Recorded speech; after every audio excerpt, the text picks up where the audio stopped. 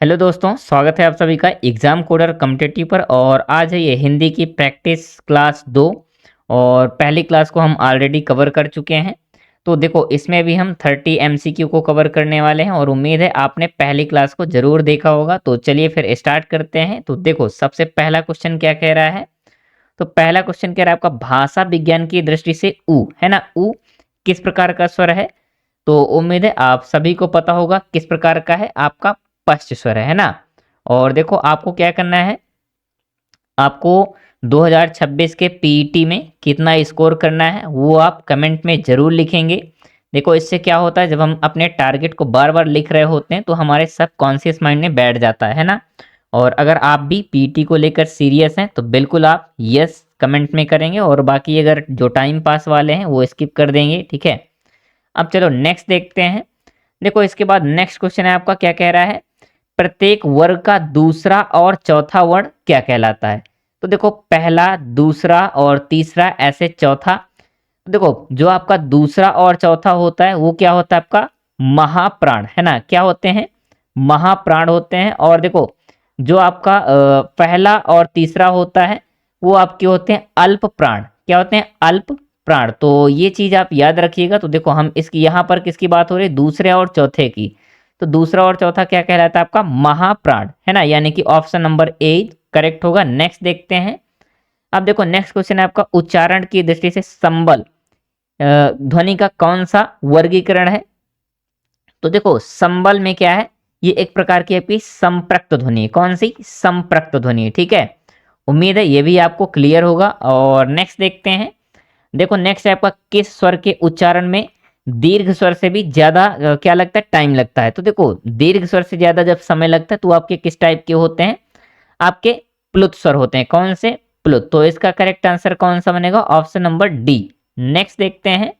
अब देखो, नेक्स्ट कह रहा है, वर्णमाला में स्पर्श व्यंजनों की संख्या कितनी है।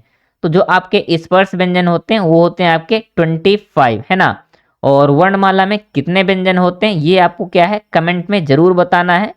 और मैं भी देखना चाहता हूं कि हमारे कितने बच्चे सीरियसली चल रहे हैं, जो कि पीईटी को लेकर एकदम बेहतरीन तरीके से तैयारी कर रहे हैं, ठीक है। अब देखो, नेक्स्ट है आपका, भाषा की सार्थक लघुत्तम इकाई क्या है। तो देखो, यहाँ क्या कह रहा है, एक वर्ड है आपका सार्थक। अगर पूछा जाता भाषा की लघुत्तम इकाई क्या है तो फिर आप क्या लगा देते, आप फिर जाते सीधा सीधा वर्ण के साइड है ना। लेकिन यहाँ पर कह रहा है सार्थक लघुत्तम इकाई, यानी कि शब्द के साथ, तो फिर क्या आएगा, आपका शब्द आ जाएगा, ठीक है। यानी कुछ अर्थ के साथ पूछ रहा है तो आपका शब्द आ गया। अब देखो, नेक्स्ट क्वेश्चन है आपका, हाँ, यहाँ दिए गए स्वर ए और ए का उच्चारण स्थान क्या है। तो देखो, सभी को पता होगा ए और ए का उच्चारण स्थान क्या होता है, कंठ और तालु है ना। इन दोनों को मिलाकर बोलते हैं, जैसे ए। तो देखो, कंठ और तालु दोनों के मिक्स करके ही हम बोल पा रहे हैं, तो इसका सही आंसर कौन सा बनेगा फिर, कंठ तालव्य, ठीक है।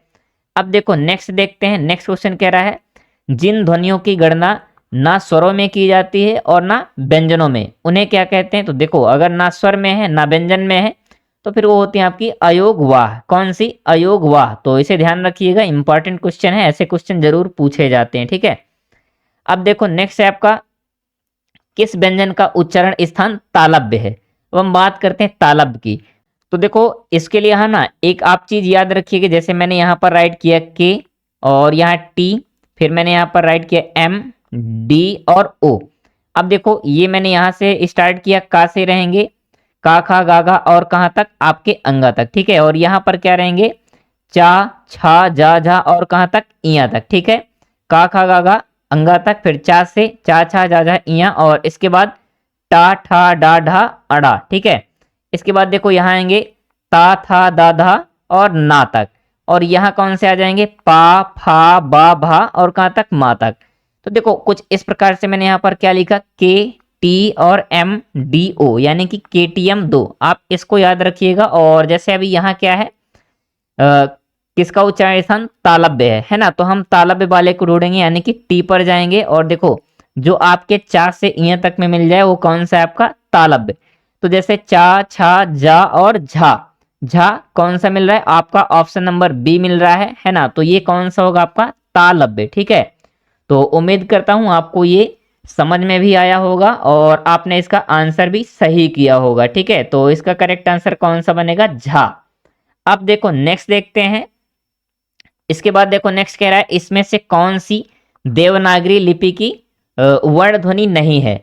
जहां पर देखो देवनागरी लिपि की वर्ण ध्वनि की बात करते हैं तो आपका मूर्धा और दंतोष्ठ कंठ ये सभी होते हैं, लेकिन यहाँ पर ग्रीवा ध्वनि नहीं होती। ठीक है, तो इस हिसाब से इसका करेक्ट आंसर कौन सा बन जाएगा? Option number A.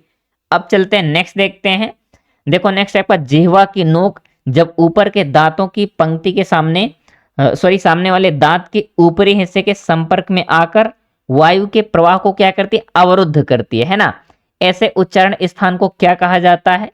तो वो होती है आपकी वर्ज्य ध्वनि, है ना। कौन सी? ऑप्शन नंबर डी, वर्ज्य ध्वनि। ठीक है, अब देखो इसके बाद आगे चलते हैं और नेक्स्ट कह रहा है स्वर तंत्रियों के आधार पर व्यंजनों को कितने वर्गों में बांटा गया है।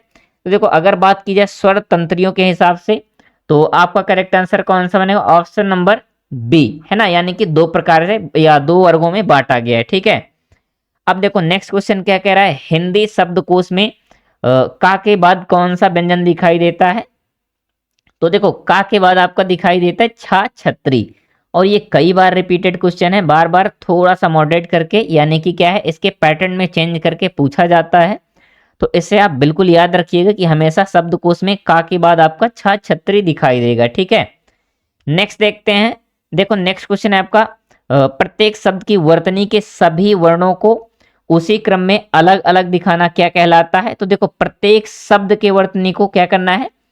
सभी वर्णों को अब क्या है उसी क्रम में अलग दिखाना है, यानी कि वर्णों को विच्छेदित करना है ना। तो इसका करेक्ट आंसर कौन सा बन जाएगा? ऑप्शन नंबर बी, वर्ण विच्छेद कहलाता है। ठीक है, नेक्स्ट देखते हैं। अब देखो नेक्स्ट क्वेश्चन क्या कह रहा है। निम्न में से दीर्घ स्वर है।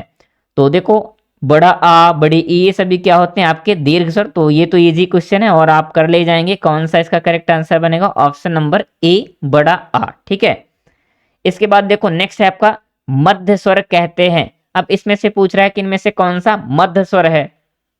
तो उम्मीद है आप ये भी कर लेंगे। मध्य स्वर कौन सा होता है? आपका अ, है ना।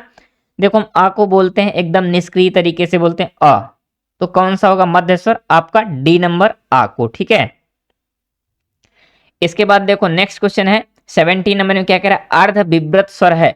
अब देखो यहां पर बात की जा रही है अर्ध विव्रत स्वर की, तो वो कौन से होते हैं? आपके ए, है ना। कौन सा? ए। ठीक है, ये क्या है? आपका अर्ध विव्रत स्वर है। ठीक है, इसके बाद देखो नेक्स्ट क्वेश्चन क्या कह रहा है। निम्नलिखित में से कौन से शब्द में अनुनासिकता है? अब देखो अनुनासिकता जहां पर आपकी चांद बिंदी आ जाए वो क्या है आपके? तो आपके सभी अनुनासिक हैं। ठीक है, और जहां पर पंचम अक्षर को क्या कहते हैं आप? नासिक स्वर नासिक व्यंजन कहते हैं। ठीक है, जैसे कि इया हो गया, अंगा हो गया, ये सभी क्या है? पंचमाक्षर है। ठीक है, तो इसमें कौन सा करेक्ट आंसर बनेगा का? ऑप्शन नंबर सी, संभालना। ठीक है, अब देखो नेक्स्ट फिर से क्या कह रहा है। कौन से शब्द में अनुनासिकता है? तो अनुनासिकता यहां पर फिर से मिल रहा है कंटीला, है ना, कंटीला। ठीक है, तो इसका करेक्ट आंसर कौन सा बनेगा? Option number C. इसके बाद देखो किस वर्ण का उच्चारण स्थान कंठ तालु है। अब यहां पर थोड़ा सा ट्विस्ट है, यहां पूछ रहा है कंठ और तालु, है ना। तो इसका करेक्ट आंसर कौन सा बनेगा? कंठ तालु की जब बात की जाती है तो डी नंबर आएगा कौन सा? ए। ठीक है, ये आपका क्या है? कंठ तालु है। ठीक है, अब इसके बाद देखते हैं ए का, फिर से देखो वही आ गया। इसका उच्चारण स्थान क्या है? तो अभी हमने किया है कंठ तालब या कंठ तालु। ठीक है, तो इसका करेक्ट आंसर बन जाएगा आपका ऑप्शन नंबर डी, कंठ तालव्य। ठीक है, इसके बाद नेक्स्ट देखते हैं और नेक्स्ट क्वेश्चन क्या कह रहा है आपका। तो वर्ण तालिका के अनुसार हृस्व और दीर्घ यानी हृस्व स्वर और दीर्घ और प्लुत क्या है? तो देखो ऑलरेडी क्या है, ये सभी को पता है, ये आपके स्वर होते हैं, है ना। कौन कौन से? हर्ष स्वर और दीर्घ स्वर और प्लुत स्वर, ये आपके हो गए स्वर। आगे चलते हैं और नेक्स्ट देखते हैं। अब देखो नेक्स्ट क्या कह रहा है। जिनकी ध्वनि केवल मुख से निकलती है उन्हें क्या कहते हैं? तो उन्हें हम बोलते हैं निरानुनासिक, है ना, निरानुनासिक स्वर। ठीक है, उम्मीद है यहां तक आपको क्लियर हो गए होंगे। इसके बाद देखो नेक्स्ट है आपका कंठ तालव्य है। इनमें से कौन सा कंठ तालव्य है? तो देखो अभी हमने क्या देखा था कंठ तालव्य के लिए, ए ये सभी क्या होते हैं? तो आपके कंठ तालव्य होते हैं। ठीक है, तो इसका करेक्ट आंसर बनेगा ऑप्शन नंबर सी, इसके बाद देखो नेक्स्ट आपका 25 नंबर, निम्न में कंठ वर्ण है, सॉरी कंठ वर्ग है।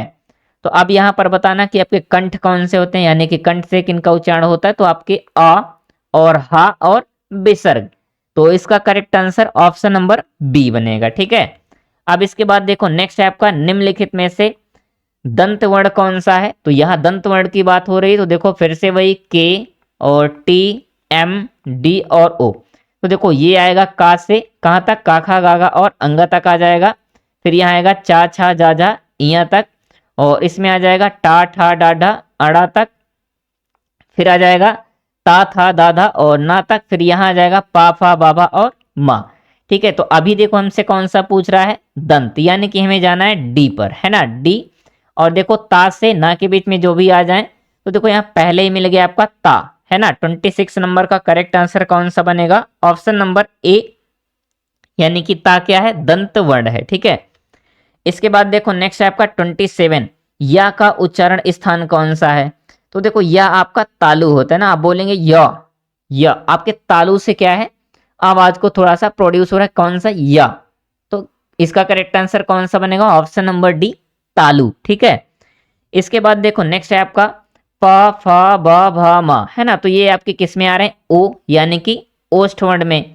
तो इसका करेक्ट आंसर ऑलरेडी आप सभी बता देंगे कौन सा बनेगा, ओष्ठ, ठीक है। इसके बाद देखो नेक्स्ट है वर्णमाला किसे कहते हैं। तो देखो बच्चों वाला क्वेश्चन है, लेकिन फिर भी पूछा जाता है, वर्णों के व्यवस्थित समूह को क्या कहते हैं, वर्ण कहते हैं, ठीक है। तो इसका करेक्ट आंसर कौन सा बनेगा, वर्णों के व्यवस्थित समूह, यानी कि option number C correct answer होगा, ठीक है। और लास्ट क्वेश्चन देखते हैं, कौन ऊष्म व्यंजन नहीं है। अब देखो यहाँ पूछ रहा है आपका ऊष्म व्यंजन, तो ये गा आपका कौन सा होता है, कंठ होता है, जबकि सा ख और सा यानी कि षटकोण वाला सा और ये सभी क्या होते हैं, आपके ऊष्म व्यंजन होते हैं, ठीक है। तो यहाँ पूछ रहा है कौन सा नहीं है, तो इस हिसाब से करेक्ट आंसर कौन सा बनेगा आपका, ऑप्शन नंबर सी, गा। उम्मीद है दोस्तों आप सभी को क्लास पसंद आई होगी, तो प्लीज आप लाइक कर सकते हैं वीडियो को, और अपने दोस्तों के साथ अपने स्टडी ग्रुप में शेयर भी कर सकते हैं, ठीक है। और ऐसे ही पीईटी की क्या है एमसीक्यू सीरीज के लिए क्या कर सकते हैं, आप चैनल को सब्सक्राइब कर सकते हैं। और देखो एक आपसे रिक्वेस्ट है कि यार अगर वीडियो आपको पसंद आती है और आप देखते हैं तो प्लीज लाइक कर दिया करो, है ना। और आप लोग ना क्या करते हैं, हाँ 90% लोग क्या करते हैं, देखते हैं और क्या है स्किप कर जाते हैं ना, निकल जाते हैं। तो आप उन 90% में शामिल ना हो, आप बिल्कुल सब्सक्राइब करके रखो, क्योंकि देखो इसमें कंजूसी क्या करना है ना, सब्सक्राइब करने में कौन सा आपको कुछ देना है, आपका सब्सक्राइबर, यानी कि आपका सब्सक्राइबर काउंट हमें क्या देता है, थोड़ा सा मोटिवेशन देता है हमें और अच्छा करने के लिए, ठीक है। तो बिल्कुल आप लाइक कर सकते हैं और शेयर कर सकते हैं, सब्सक्राइब भी कर सकते हैं। तो जुड़े रहे हैं एग्जाम कोडर कॉम्पिटिटिव के साथ, मिलते हैं नेक्स्ट प्रैक्टिस सेट में, तब तक के लिए थैंक यू दोस्तों।